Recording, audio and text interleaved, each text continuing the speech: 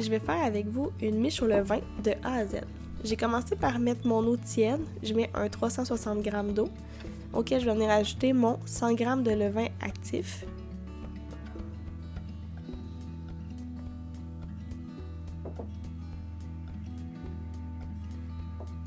Je vais ensuite venir mélanger le levain à l'eau pour que ça donne une texture qui va ressembler à du lait.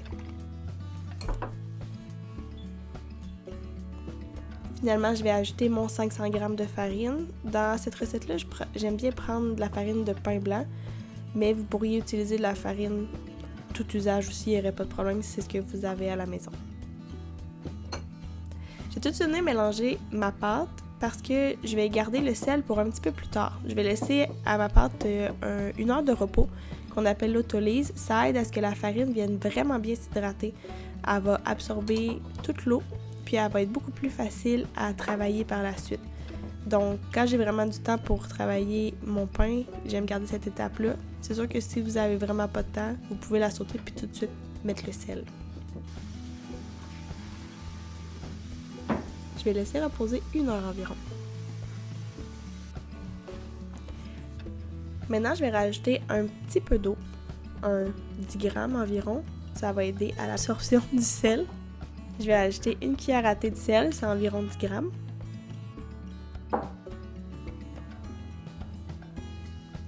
Puis là, je vais venir rabattre ma pâte et mélanger avec mes mains jusqu'à ce que toute l'eau et le sel soient vraiment bien absorbés et mélangés dans ma pâte. Une fois que le mélange va être fini, je vais couvrir et attendre 30 minutes, puis je vais commencer mes rondes de repli.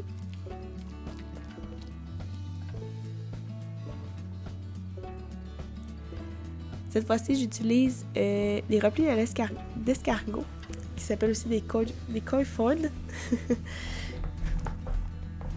Cette technique-là consiste à ce que vraiment j'approche la pâte vers moi et la replie sur elle-même.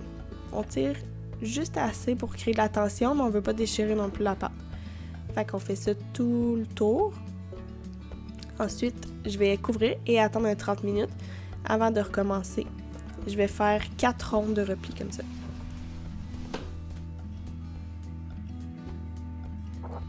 Puis, à chaque fois qu'on va revenir, on voit que la texture de la pâte change beaucoup. C'est vraiment ce qu'on veut.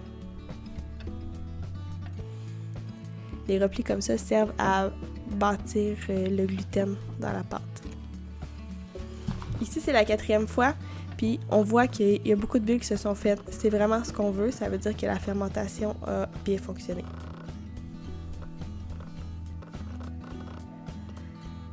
Là, ça va être la dernière ronde de repli. Puis, vu que ça fait déjà 2 heures que la pâte fermente, je vais lui laisser environ 4 heures supplémentaires avant de la mettre au frigo.